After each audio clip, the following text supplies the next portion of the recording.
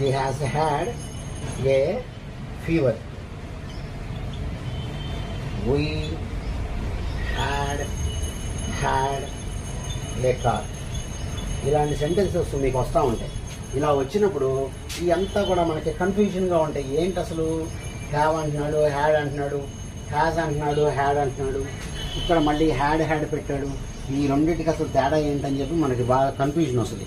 ఎందుకు కన్ఫ్యూజన్ వస్తుంది అంటే దానికి ఒక కారణం ఉంది. అదేంటో నేను మీకు చెప్తా. అది కనుక మీకు తెలిస్తే ఇవన్నీ కూడా మీకు ఇబ్బందులన్నీ పోతాయి. ఏంటది కారణం అంటే చూద్దాం. రైట్, ఇప్పుడు చూడండి, మనం డీటెయిల్డ్గా నేర్చుకున్నాం. ఇప్పుడు హ్యావ్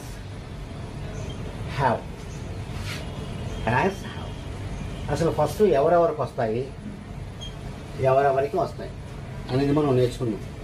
హ్యాజ్ ఇంగ్లీష్లో హ్యాజ్ ఎవరికి